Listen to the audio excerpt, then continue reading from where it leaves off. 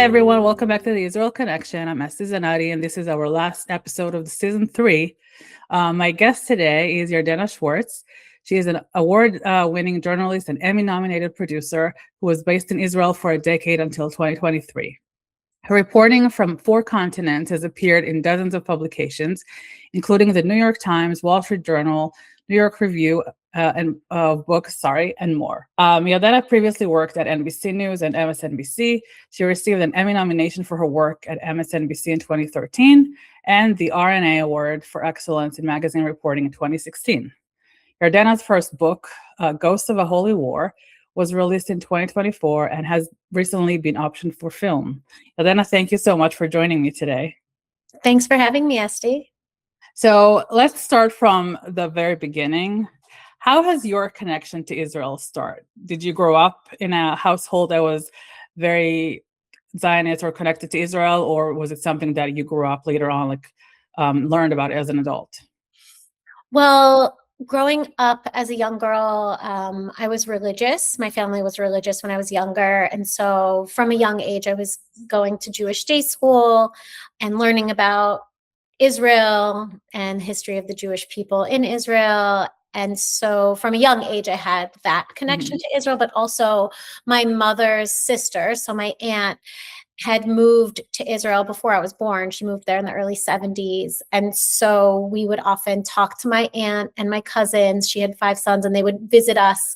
They would visit the States throughout the year. I didn't go to Israel until I was 18. It was the summer after high school. But already by that time, I knew a lot about Israel and, felt very connected to it. It was never really a question in my home growing up. I mean, we never talked about the politics or anything of that sort, but just in terms of, the Jewish people's connection to the land of Israel was just kind of a very baked in part of my life. Yeah. So how did you, from that, become a journalist later on in your life? And then how did that lead to you spending 10 years in Israel and covering Israel for those outlets that we talked about? So I always loved writing from a very early age. I kept journals. I still have boxes of them from the time I was like 5 years old. And it's really cute because my daughter is now 6 and she has journals too. But I didn't decide I wanted to become a journalist until I was a few years into college. I had thought I would be a teacher, maybe work in diplomacy. And then I studied abroad in Tel Aviv and I became friends with a journalist there.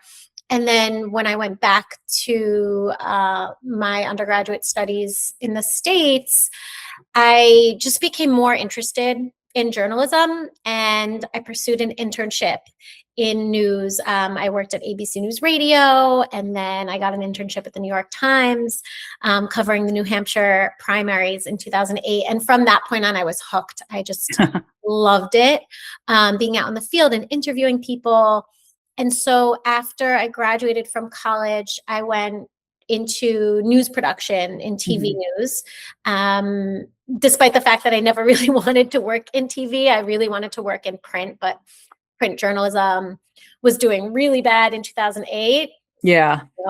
I think in 2008. It's getting back now, I feel like. I know. Yeah. It's funny. Back. Back in 2008, I think we would have thought, okay, 20 years from now, it's definitely just going to be gone. But, that's not the case for sure. But it back. Yeah. So I went into TV news and, was working at ABC News and then NBC. And then I went to Columbia Journalism School thinking, okay, once I, get my journalism degree, then I can work in print journalism. But again, still, I kind of just got stuck working in TV. I went back to NBC and MSNBC. And finally, I decided, what, if I want to be a print journalist, reporting from overseas, I need to just do that myself and make it happen. So I quit my job at MSNBC, moved to Tel Aviv to become a freelance reporter.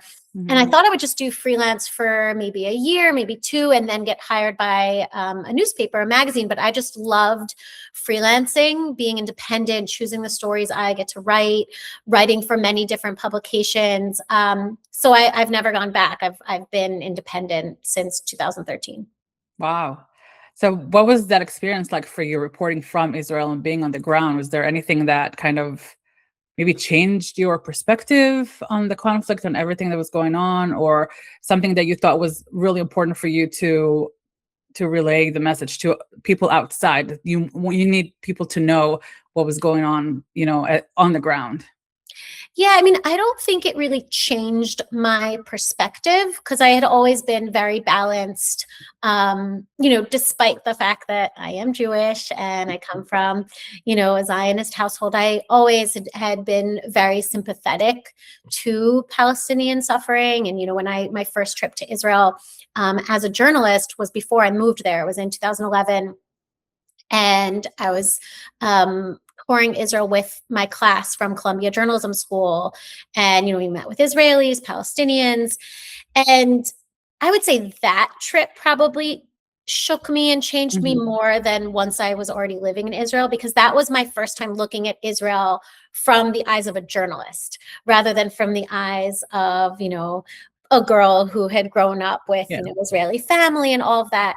So that probably changed me more than any of the reporting I did once I was already living in Israel. I write about that in the book, actually, about how, the first time I went to Hebron versus what I saw in Hebron once I started writing this book. But I think it just really deepened my understanding of everything that I had already known or thought I knew.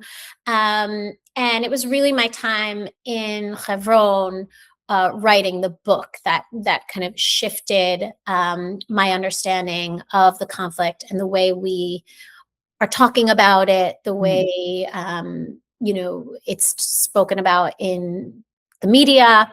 But as a reporter writing for dozens of American magazines and newspapers, I did see firsthand the way Israel and stories from Israel are treated in a very strange way, because I had reported on other countries, not, I had been living in the US reporting on domestic news here. I spent 6 months in Germany reporting on German politics. And I just found it so jarring the way in which certain stories from Israel or from the Palestinian territories would just not get any interest from any of the dozens of editors I worked with versus stories that always had interest from them. You can probably guess what stories did always interest them. The ones that were, more critical of Israel. I throughout my decade reporting from Israel, I covered Netanyahu and the trial, or well, not the trial, but the charges and the indictment, and just his kind of political maneuvering, and those stories were always very interesting to edit. Of course. Like I did a story about the use of administrative detention for Palestinian prisoners. Things like that always had interest. But when it was a story about Palestinians being mistreated by their own government, or Palestinians who were working with Israelis and being, threatened, having their lives threatened for trying to work towards peace, those stories were not interesting to editors. And so sadly, they just never saw the light of day. And so kind of being on the inside of that, it's very easy to see how we ended up where we are today, where, the coverage of Israel and the Palestinians is just it's just so one-sided and so lacking in full context. Really only get an understanding of a tenth of the real story because you're missing all of this other context. Right. And we see it obviously in the way that it impacts people's views of Israel. And what do you think the role of the media today is in what's happening? All the anti-Israel, commentary online and everywhere else. What do you think of the media's role in this whole thing? I think the media's role is quite prominent because people's understanding of the world around them comes from, if it's history, then that understanding comes from history books and classes in school. But when it comes to people's understanding of the world around them now, that is shaped by the media. And if the media is leaving out so much of the truth of a story, and really picking which facts they want to put in a story based on the narrative they're trying to push, then people aren't going to get a full understanding of the issues. And this is one of the most complex, important issues of our time. So it requires all of that context. It requires that understanding. And it does require a little bit of the history to be infused into these stories. And what I found when I was reporting from Israel and the West Bank, for so many of these news organizations, even just one sentence of historical context was just always taken out. And so I think this is why you have such a massive generational divide on Israel, where people over 50 or 60 have a very favorable view of Israel, while people younger have an extremely unfavorable view of Israel, because all they know is what they see now. They did not live through the Second Intifada. They did not live through the various efforts by Israel to share the land, to reach a two-state solution. And only to see Palestinian leaders refuse those offers, whereas older people were there. They watched it, they saw it on the news. Or they were alive during the Holocaust or the founding of Israel, and they know how it came to be. Again, with the Arab rejection of two states, the Arab declaration of war. So people who were alive then, or who know this history, usually have a very different perspective of the conflict. And younger people who the only understanding they're getting is what they see in the news today. This is why their perspective is so warped. Yeah, I feel like the younger generation, they kind of remove themselves altogether from the situation, because they're like, oh, it's not about me, so I have nothing to do with it. So it didn't happen, or it happened, but it doesn't affect my life. That's what it feels like right now, with and everybody's immersed in social media, and everything is like, they're being fed all these lies and all these, misinformation. And it's really unfortunate, but but history is very important, and I think people tend to forget about that. I mean, you cannot understand the present without understanding the past. And everything that's happening now is going to shape the future. Right. And in the same sense, everything that is happening today has been shaped by the past. And so without that understanding, not only can you not understand the present, but there's no hope for a better future if we're not learning from our past. So your book, The Ghost of Hollywood, focuses on the 1929 massacre in Hebron, which was a very pivotal moment in history in Israel. How did this book come about, and why did you think that it was an important story that needs to be out there? So the book came to me in a way because in 2019, I was, doing my thing as a freelance journalist in Tel Aviv when I woke up to an email from Yossi Klein Halevi, one of the best authors writing about Israel today. And he had been approached by a family in Memphis, Tennessee. This family had discovered a box of letters in their attic. And those letters, hundreds of pages of them, had been written by their late uncle in the late 1920s, who had moved from Memphis to British Mandate Palestine and had lived in Hebron for 1 year studying at the Hebron yeshiva, which was at the time the most prestigious yeshiva in the Holy Land. And he wrote to his family every week these beautiful long letters. But David, his name was David Chainberg, he was murdered in the Hebron massacre. And this family had realized that they were sitting on a treasure trove of history and decided they wanted to find an author who could do something with the letters. And so they approached Yossi hoping he could do it, and he couldn't for various reasons, but he just fell in love with those letters and the idea of this book and wanted to help them find the right person. And I'm so honored that he I was the first person he contacted. And, I'm so grateful to Yossi and so grateful to the family in Memphis, David Shainberg's descendants, specifically his great niece, Jill Nodowich, who's still in Memphis. The family's still in Memphis, and they're wonderful. And she gave me complete editorial freedom in Oh, nice. story, which was incredibly generous of her. She had no, veto power over anything. She was just super supportive of, me and my research and the reporting I did over the next 5 years. So from 2019 until 2024, I was researching not just 1929 and what led to the massacre and what followed, but what became very clear to me pretty soon after I started my research was that so much of the conflict today has been shaped and informed by that event in 1929 that is so unknown outside of Israel. I mean, I had never known about it.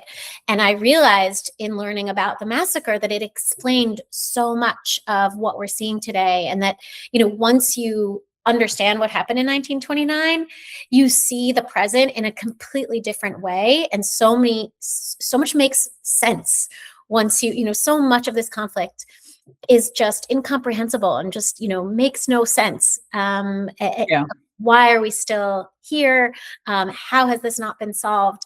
And you realize when learning about what happened in 1929, about the massacre, the forces that led to it and the forces that followed, and the people who whose incitement and disinformation led to the massacre, and how those people were empowered after the massacre. It's just haunting now, looking at this history post October 7th, because, I was writing the book before October 7th. I was about halfway through my manuscript, and I already felt, wow, this is the context we need to understand the conflict today. And then on October 7th, it was essentially the massacre of 1929 was essentially a preview of the horrors of October 7th.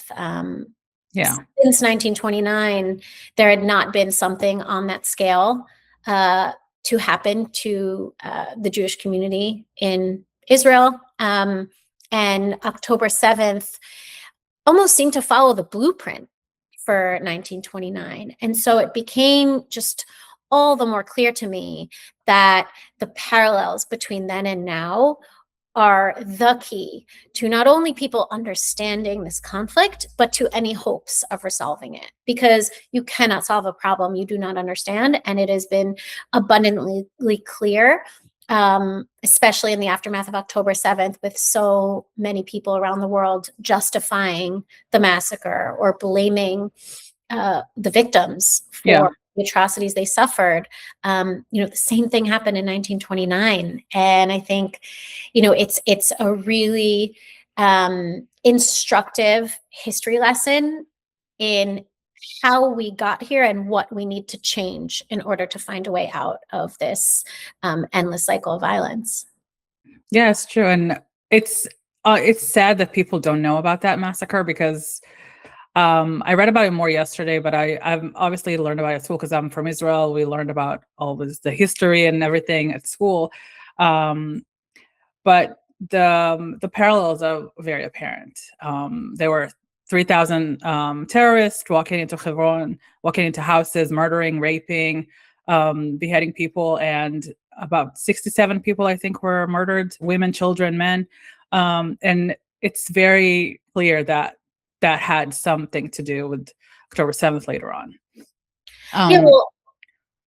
The causes of the massacre of 1929, what led to this massacre of this peaceful Jewish community in Hebron in 1929 was a disinformation campaign, which claimed that the Jews of Palestine were planning to conquer Al-Aqsa Mosque and destroy the mosque in order to rebuild the ancient Jewish temple on the Temple Mount. October 7th was named the Al-Aqsa Flood. The murderers on August 24th, 1929, that Shabbat morning in 1929, the rioters were shouting, Allahu Akbar, praising Islam and claiming to defend Islam and Al-Aqsa from the Jews. I don't know if you've watched the footage from October 7th, but Yes, the unfortunately, I have. most common denominator from all of those hours of video is that they're shouting Allahu Akbar Yeah, over and that's the common thing in every terror attack. And I mean, living through it, all the years that I've lived in Israel and all that, that's the common denominator, that they supposedly do it for their God, exactly. which is not something you're supposed to do. Like, but that's how they look at it, from that perspective, and it's scary. Right. And what was so shocking to me, and what changed my perspective of the conflict was that very fact that they're they're committing these attacks, not for the reasons we think they are and we're told they are. And even I had thought, before writing this book, you think about it in rational terms or terms we can understand in the West, but they're absolutely doing it because they believe that this is the way to please God, to defend their religion. And when you say this in the West, you're accused of, Islamophobia. But I mean, in their own words, they're saying it. Yeah. And this is what I found in my research and also in my interviews with Palestinians in Hebron. When you ask them these questions, they'll tell you. It's just you have to know to ask those questions. Right. And I was never asking those kinds of questions. And it's just fascinating. Once you realize the role that religion plays in this conflict, you can't unsee it, because then so everything else makes sense. The fact that they were carrying Qurans in the pickup trucks on October 7th, and were calling their parents saying how proud they were of themselves for killing Jews. When you realize that it's actually revered, and not in Islam in general, but in a jihadist interpretation of Islam, which of course Hamas follows that jihadist interpretation of Islam, and Hamas's followers. In 1929, that wasn't that had not been the case at that point. And it was this propaganda, this disinformation campaign that began in 1928, claiming that the Jews of Palestine were a threat to Islam, a threat to Al-Aqsa. This is when that narrative of jihad took hold in the Arab population of Palestine, and it just grew after that. And that was why I named the book Ghosts of a Holy War, because this has always been a holy war, from the beginning. This is what the people who have been driving the conflict, that's what it is to them. I mean, when you look at what the Arab leaders said in 1947 when they rejected the UN's vote to partition Palestine, they said this is holy Muslim land and it will always remain Muslim land. The Jews cannot claim this land. It's Islamic. And they used the words, many Arab leaders used the words jihad in their call for their people to rise up and prevent the establishment of a Jewish state. They said, this is jihad, this will be an affront to Islam. And that is still the language being used by so many groups today, whether it's Hezbollah, the Party of Allah, Hamas, the Islamic Resistance Movement, the Islamic Revolutionary Guards, Iran. I mean, this is the language they use. And yet the Western world, or particularly the media, will never cover that, will never include that very language in their stories, because they're, I think, afraid of being labeled Islamophobic, when you're really just, using their own words. You're not. So it's really frustrating to see how many people are just completely unaware of the actual driving forces of this conflict, because again, I mean, we wouldn't be here if people understood the conflict. We could have solved it long ago if people understood. If the people who are trying to bring peace to this land actually knew what would bring peace, I think we would have reached a peaceful resolution long ago. Yeah, people need to listen. They need to listen to actual actors in the game. Like this is not something that you interpret, like an American lens or whatever it is. You have to listen because it's not the same. This is not Western society. It's a whole different game. And people just tend to overlook that or just completely ignore it and insert their words in it rather than listening to what they're saying. And they're saying it on camera. They're not hiding anything, so it's interesting. I don't know how I don't know how it works. It's just weird to me because like you see it, you hear it, and you still ignore it or deny it completely. Right. Yeah. So based on the letters that David wrote back then, sent to his family, what were like the relations, the Israeli-Arab relations before everything happened? So before the massacre, the Jews and Arabs living in Hebron had really great relationships. At the time, it was considered the safest place to be a Jew in Palestine. Jews and Arabs attended each other's weddings and holiday celebrations. There were about 800 Jews living in Hebron at the time, amongst about 20,000 Arabs. And many of the Jews rented their homes from Arab landlords. Most of the Jews living in Hebron at that time spoke Arabic, even if they were Ashkenazi. About half of the Jews in Hebron at that time were Sephardic or Mizrahi. They'd come from Arabic-speaking countries. But even those who were Ashkenazi, many of them had been there since the 1800s. And so they spoke Arabic and they owned businesses together. Like this wasn't coexistence of today. This wasn't just people living in the same city, but really having kind of separate lives. Like they were really interwoven. But at the same time, Jews in Hebron were essentially second-class citizens. They were a tiny minority. They were a tolerated minority. Jews, for example, in Hebron at the time were forbidden from entering the tomb of the patriarchs and matriarchs, where the forefathers and mothers of the Jewish people are buried. For 700 years throughout Muslim rule, essentially, Jews and anyone who was not Muslim could not enter the tomb of the patriarchs. And so Jews would still pray there, but they had to pray outside.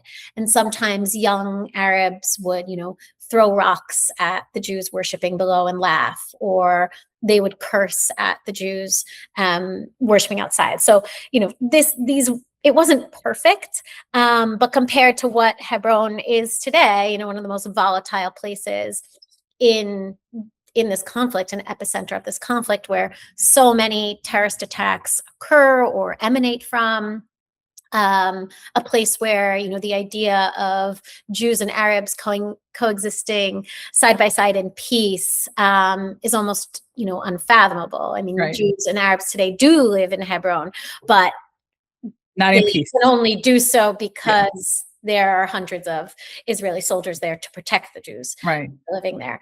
So that was obviously not the case in 1929. There were no Jewish soldiers. There was no, there was no state of Israel. This was 2 decades before the state of Israel was born.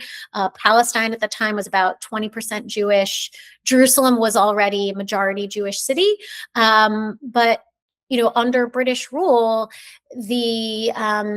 the Ottoman restrictions on Jewish life, so the Muslim restrictions on Jewish life, such as quotas on Jewish immigration, special taxes that Jews had to pay under British rule after the British conquered Palestine from the Ottoman Empire at the end of World War I, the British did away with those restrictions. So now, the Jewish and Arab subjects of British Mandate Palestine were on equal footing. And this is what awakened so much of that antagonism, that anti-Jewish sentiment that had not really been prominent under the Ottomans because Jews were weak. They were, a tiny minority. There were places they could not buy land. And under the British, Jews could buy land wherever they wanted, they could emigrate. And so this was also a time when many Jews did need to return to their ancient homeland because pogroms and anti-Semitism throughout Europe were, raging. And so that the end of those Ottoman restrictions came at an ideal time for so many of the Jews who had to flee Eastern Europe. This was in the wake of the Kishinev pogrom. What's really interesting to me after I started to research the Hebron massacre was that I think most people know, if you're Jewish, you've heard about the Kishinev pogrom. This is, one of the most notorious pogroms of Eastern Europe, led hundreds of thousands of Jews to flee Eastern Europe. And yet the massacre in Hebron in 1929 was both more deadly and more gruesome and more horrific than the Kishinev pogrom. And it happened in Palestine. And I think it's just, I still don't know why that is. People ask me when I go and speak in different communities about this history and, do book talks, I'm often asked, why don't we know more about this history? And I don't know why. I think, it could be because almost immediately after the Hebron massacre, the stock market crashed, bringing on the Great Depression. This was 1929. Just a few years after that, Hitler rose to power. I think that this massacre was simply eclipsed by so many other massive global upheavals and, the Holocaust and the establishment of the state of Israel. And I think also there, and maybe, correct me if I'm wrong, but I think there's this element of Israeli society and the Israeli psyche that doesn't like to dwell on suffering. We don't like to be victims. There are a lot of cultures in this world who really cherish their victimhood. And, I think when it comes to Holocaust remembrance, it's about remembering and honoring the victims and, teaching to ensure it never happens again. But it's not like this, isn't this pride in being victims. And so I think this idea that Jews were just slaughtered in the land of Israel, in their ancient homeland, where they had just started to return to en masse, that wasn't something that the Jewish people or the people of Israel wanted to really focus on. They wanted to focus on, building up a Jewish state. And that's another thing that I found so interesting in researching my book was I had no idea that before 1929, the Zionist movement was not a very popular concept. Even in the land of Israel. So the old Yeshuv, many of the traditional Jews in the land of Israel, Sephardim, Mizrahim, were not on board with political Zionism. They were Zionists in the religious sense, in the Jewish sense, but they believed that the return of the masses to the land of Israel, the return from exile, should only be through the will of God and the arrival of the Mashiach. And the fact that it was these secular Jews, these godless Jews who were taking up the mantle of returning the Jews to the land of Israel, this was just blasphemous to them. So that was why they didn't embrace it. And because 1929 saw those Jews, those anti-Zionist, defenseless Jews, pious Jews living a quiet existence centered around the Torah, living peacefully with their Arab neighbors, whether it was in Hebron or Tzfat, those were the Jews who suffered the most gruesome atrocities and the highest numbers of casualties in these riots in 1929. And that convinced many of those who had until then opposed Zionism that they truly couldn't depend on any foreign power to protect them. The British had proved not only incapable of protecting the Jews of Palestine, but unwilling to do so because they feared that if they protected the Jews, the Arabs would turn their violence against them, against the British. And so many Jews in Palestine at the time realized that no foreign power was going to protect them. They would only be safe in their own country under the protection of their own army. And this is why after 1929, the Haganah became exponentially stronger.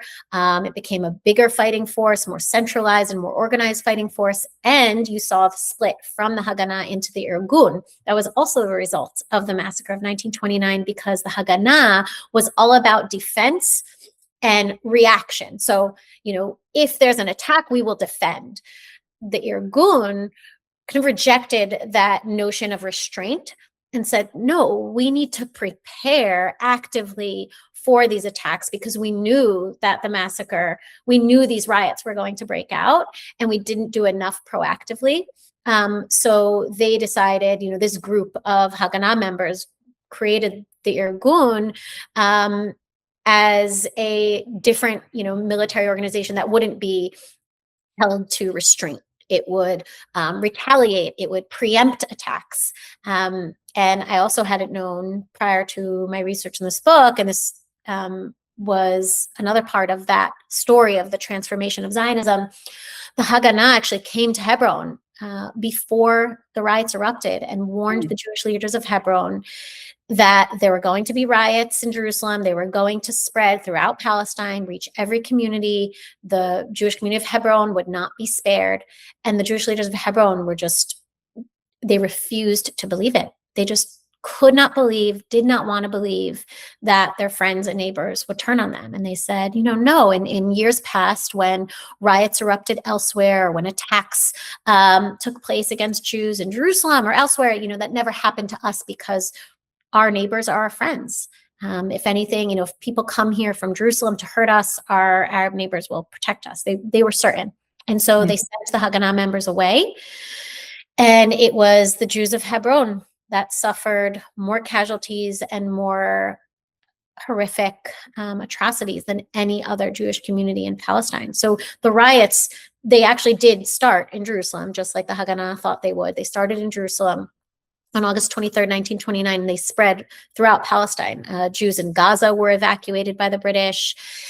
And in Hebron, because they didn't take the advice of the Haganah either wanted to evacuate the Jews of Hebron to Jerusalem to safety or to Tel Aviv to safety.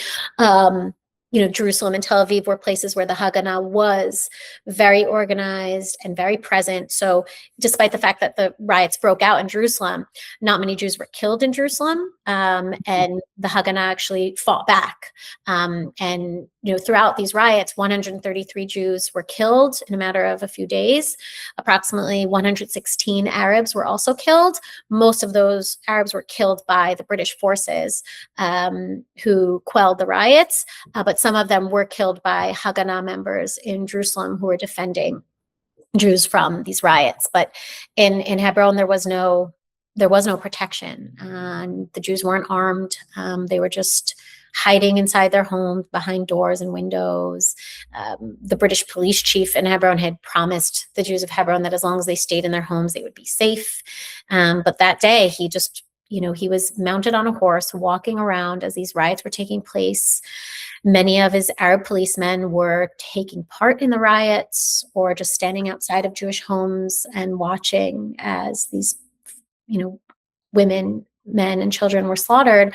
And it was only when the mob turned their sights on the British police chief that he finally decided to fire his gun. And soon after he did that, the rioters dispersed. He ended up killing a few rioters, and the British arrested hundreds of suspects in the weeks after the riots throughout Palestine. Many of them were released. Those who were sentenced, almost all of them had their convictions overturned or shortened. For example, the sheikh, the Islamic official in Hebron who had led the riots, he had been sentenced, I think, to a few years in prison, and he ended up serving, I think, a month in prison, and then he went right back to serving in his role as the leading Muslim official in Hebron. The British ended up executing 3 Arab men. 2 of them, I believe, were 2 of the worst perpetrators of the massacre in Hebron. Another one had taken part in the massacre in Sfat. And these men were executed the following year in 1930. And to this day, the Palestinian Martyrs' Day, that is honored by the Palestinian government and Palestinians throughout the world every year, is on that day. Interesting. June 30th. And it's on that day because this was these were essentially, the original martyrs of the Palestinian cause. And And one of the things that has been most illuminating to me since the book was published is, I don't think many Palestinians are reading my book, but I have a very close Palestinian friend who read the book, and he said that growing up, he had no idea that these three men who they honor as heroes in Palestinian society, he was taught that they had fought the British, and that this is why they were heroes, and that this is why they're martyrs who are, revered in Palestinian society. He had no idea until reading my book the truth behind why those men were killed, and what they had actually done. Yeah, the education system, taught by the Palestinian government and Hamas and all the powers that control the people over there is very, very toxic and full of lies and misinformation and always vilifying Jews and Israelis. That's why it's happening. I mean, it's been happening for decades. And now it's happening not just in... Yeah, unfortunately, now it's everywhere else. It's everywhere. And now that same indoctrination and disinformation is so rampant and prevalent throughout the West, and in the US. It's horrifying. Yeah, and it's the same points that they deliver to their people. They now send it to all over the world and have their people going in communities and college campuses and all these places to infiltrate and teach them these lies. And it's interesting that it's easier to believe lies than the truth. In a way, I don't know why. What are the human brain, how it works in that way, but it's very interesting to see, and it's sad. Yeah. And you spoke before, but you mentioned something about the people in Hebron didn't think their neighbors are going to go against them, and it's the same thing that happened on October 7th in the kibbutzim, because a lot of them were friends with Palestinians. They had Palestinians working for them. They helped them go to medical appointments and all these things, and they didn't think that anything like that would happen. And unfortunately, it happened. And I know a lot of them said that, especially those that were, held in captivity, they said that their views completely shifted, obviously, after that. Yeah. Some still kept their beliefs, but a lot of them just changed their minds, and they realized that they had to wake up. And this is not, unfortunately, it's not what they thought it was going to be. Yeah. Yeah. So did you get to speak to Israelis and Palestinians after October 7th? And if so, what were your impressions of that compared to what you knew about how people behaved after 1929 massacre? So I spoke to various Israelis after October 7th because the book takes us through October 7th. So, it starts in the 1920s, but it ends in the post-October 7th world. And so I interviewed family members of hostages in Gaza, survivors from the kibbutzim in southern Israel, and I interviewed Palestinians who I'd already, spoken to for the book. And, it wasn't those conversations that illuminated the parallels between the aftermath of 1929 and the aftermath of October 7th. It was really seeing the global, just the shocking reaction from around the world of people, justifying the massacre or saying that Israel had actually killed Israelis in southern Israel, not Hamas, despite the fact that Hamas had live streamed their attack. Yeah. And it was just really just mind-boggling to watch history repeat itself again, in the same way that the atrocities that occurred in 1929 had also been carried out on October 7th, the slaughter, the rapes, the castration, all of these horrific things. The simultaneous denial and victim blaming was also mirroring 1929. So in the aftermath of the massacre, Arab leaders, Arabs living in Palestine tried to claim that they had not committed massacres anywhere, that it was Jews who had actually carried out these attacks. In Hebron, they claimed that the yeshiva students had killed their fellow Jews in Oh, Hebron wow. to raise funds from the diaspora for their yeshiva. They claimed that Jews had actually initiated the riots in Jerusalem by attacking Muslim worshipers. I mean, all of this was false. And the fascinating, or depressing aspect of that is that I was reading the newspaper, reporting, and the articles in the New York Times. I mean, these riots were front page news on every newspaper in the New York Times, the Times of London, the Baltimore News. I mean, across the board, these riots in Palestine were front page news for days, and that then they were being portrayed more accurately, more honestly, than the way many news organizations reported in the aftermath of October 7th. So in the aftermath of 1929, of the massacre in 1929, when Arab leaders and Arabs in Palestine were denying or shifting blame, journalists and newspapers were depicting those claims as lies, as utter lies. They were claiming, oh, they're denying this. And it was very clear to someone reading the newspaper what was true and what was false, versus October, in the aftermath of October 7th, so many of the claims, someone reading the newspaper would have no idea which side is telling the truth and which side is lying, because they're just placed on the same pedestal. Claims from Hamas, claims from Israel, they're both claims. There's no truth. It's up to the reader, to the news consumer, to decide which side they're on. And that's how you decide which facts Right. I feel like in the past, there was more integrity from journalists, and nowadays it's more about the clicks and likes that you get on social media, or how, what's your ratings for tonight for the news, or who's going to read your newspaper, rather than giving the people the truth.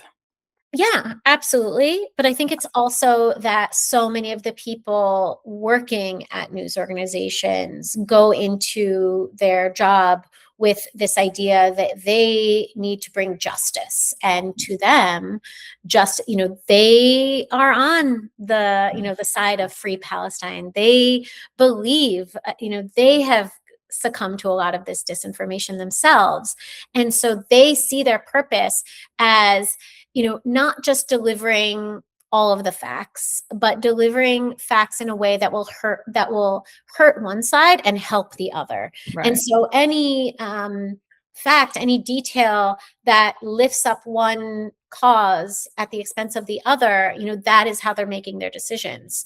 That is why, so many of the aspects of this war that we know, such as, Hamas using Palestinian homes, and Hezbollah doing the same, building tunnels under civilian homes and schools, as a deliberate maneuver, a deliberate strategy to either get Israel to not attack, or to have Israel attack and kill, many civilians. And this is their strategy, and yet you would not know that from reading.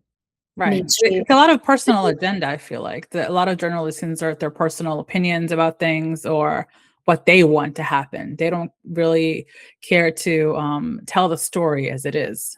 Exactly. Yeah. There's one journalist that I interviewed here on the podcast, Yotam Confino. He's from Denmark, but I really respect him in that way, that he's Jewish. He lives in Israel on and off, but he tells the story as it is. Right. He has a lot of integrity as a journalist, and he was fired from his job because of that, because he wouldn't go the other way. He wouldn't be against Israel. So it's interesting to see the difference in journalism, but I feel like there's lack of integrity nowadays. Yeah, absolutely. Yeah.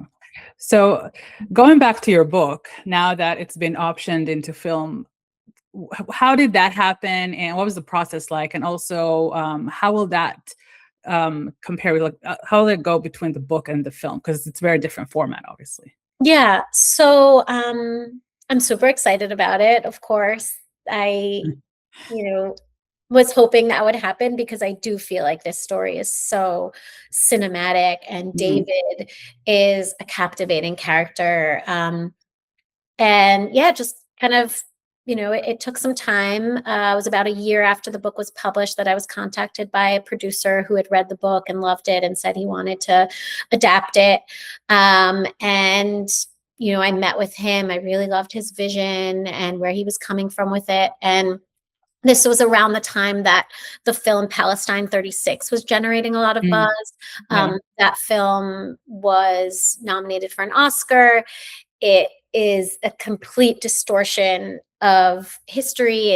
It seems to be a film about the 1936 Palestinian revolt against the British, but it tells a completely false version of what actually happened during those riots. The author of the book Palestine 1936, to which that film is completely unrelated. He wrote, Oren Kessler is his name. He wrote a great piece for the Free Press outlining all of the ways in which this film is a complete rewriting of history. And so that was one of the reasons the producer actually wanted to make a film about 1929, because he felt that, we have to portray history as it was, not as what we want it to have been. And so he went out looking for a book about the massacre of 1929 to better inform him of that history. And he found my book, and it's very early stages, so we haven't, filming has not started or anything. But I'm really looking forward to the process. Do you have any hopes for the film? Like, are there any actors that you would like to participate in the film, or is there any way, a specific way that you would like them to show the story?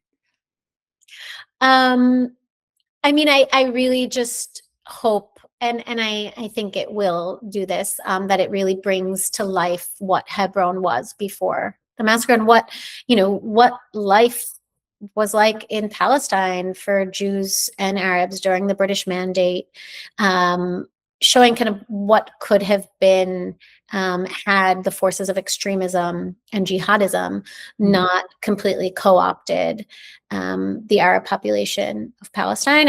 I don't use the word Palestinians because at that time, Palestinians were everyone living in Palestine. There were Jews, Arabs. David, his letters, he wrote them Hebron, Palestine. And when he would write about Jews living in Hebron who had been born there, he called them Palestinians. The Arabs of Palestine didn't really call themselves Palestinians at that time. They just called that was just coined later on. So I think I just hope that people watching the film will gain a deeper understanding of what was and how different it is from what they've been told, and that more people will come to know about this massacre, because again, it's so unknown outside of Israel, and yet it's such a pivotal point in Jewish history, in the history of pre-state Israel. It's so crucial to understanding the conflict, and again, to any hopes of resolving it.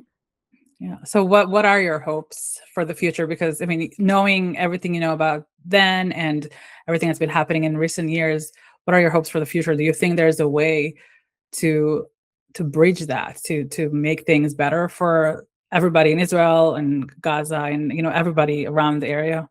I do have hope.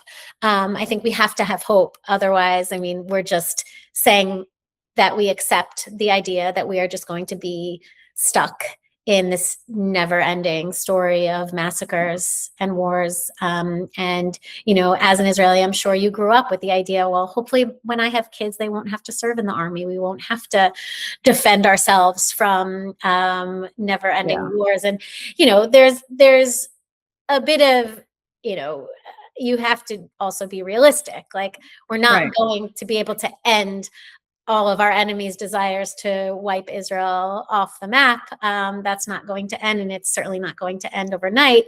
I also don't believe in the idea of, negotiating a two-state solution now, forcing the two sides together. I think that's why a two-state solution has never been reached, because the work needs to be done from the ground up in encouraging Palestinians and their leaders to actually want peace. And there's never been a Palestinian leader. There have only been 3 Palestinian leaders: the Grand Mufti of Jerusalem, who incited the riots of 1929, his cousin Yasser Arafat, who kind of took Yeah. over, in his shoes. And of course, Mahmoud Abbas, all of them have rejected every offer of a Palestinian state since 1937. So the only way we'll achieve peace is when Palestinians want peace. And so for them to want peace, you need to not only have leaders who want peace, but you need to have a different education system that is teaching them that peace is something that you would want to attain. And sadly, generations of Palestinians have been taught the exact opposite, that Israel is a stain, an affront to Islam. It needs to be eradicated. All of their suffering derives from the existence of Israel. I mean, all of these things that, if you're raised in that education, of course you're going to want to, when you're being brainwashed since birth. Right. So that, that needs to change. The education system in the Palestinian education system, and the UNRWA system needs to be completely reformed. And Palestinians who seek peace and who advocate for a two-state solution, those Palestinians do exist, and they need to be elevated and empowered so they don't have to fear for their lives, so they can create movements within their society that will enable them to overcome the immense backlash and intimidation they face. Because if they're not being empowered to speak their minds and to create change, they're never going to win over in the face of the overwhelming forces that prefer continued war and destruction. And so I think that the only way we'll see a different reality a century from now is if those two things happen. If the resources of the countries and leaders who claim to want peace, if they put those resources behind Palestinian peace seekers and force the Palestinian government, the Palestinian Authority, to reform their education system, to end the pay to slay program. None of this is easy and won't happen overnight, but I don't see why more people aren't willing to put their hope behind that rather than just saying, well, we're just doomed. I think it's when it happens for so many years, and this is what you live through. And I mean, you mentioned Israelis, gotten used to it and all that. We had a song in 1973. It was like, "We're the children of summer of '73," and in the song, like, it's a very popular song in Israel for decades. This is like something that we sing during Yom HaZikaron. You say, like, the hopes that my children are not going to have to do that. But they do every time. Still to this day. And I feel like you become cynical in a way after all those years and going through all these things, that you're like, yes, I want peace, I want hope, but is it going to happen? I don't know. It's been way too long, and it sucks, but this is their reality. Unfortunately, this is what we live with. And now seeing the West behaving the way it behaves right now, it's very, I don't know. Hope, you always have hope, because without hope, what's left? Exactly. But it's hard to see it happening with everything. Of course. No, and it's not the responsibility of the average Israeli to do these things, but right. I wish we had better leaders who were more ambitious and more hopeful and more optimistic and more courageous in trying to create a different future for us and our children and grandchildren, and not just Israeli leaders, but of course, Western leaders. Again, there's so many politicians, lawmakers around the world for whom resolving the Israeli-Palestinian conflict, or ending Palestinian suffering, or bringing peace and a two-state solution is supposedly very important to them. And I wish they understood that so much of the focus they are putting on, Israel and, opposing Israel, if they put even a fraction of that energy into trying to actually improve the foundations on the ground for the emergence of a Palestinian state, for the emergence of true leaders, we would already be in a much better place, even if just a fraction of that energy was put into that. Yeah, there's no way that anything good is going to happen with the current leaders that they have. It's just not, Yeah. But yeah. Well, all right. Well, where can people get your book and learn more about it? Anywhere. You can order it on Amazon. You can get it at your local bookstore. If they don't carry it, you can ask them to carry it. But yeah, if you want, the easiest way is on Amazon, but you can get it, anywhere, Barnes and Noble, wherever. And if you want to support my work, you can go to my website, yardenaschwartz.com. I have a free newsletter. I do book talks across the country. I still am a journalist writing articles. So if you want to see my work, you can just see it all on my website, yardenaschwartz.com. All right, Yardena. Well, thank you so much for being here. It's been a pleasure talking to you. Thank you so much, Esti. It was really great. And thank you all for listening. See you next season.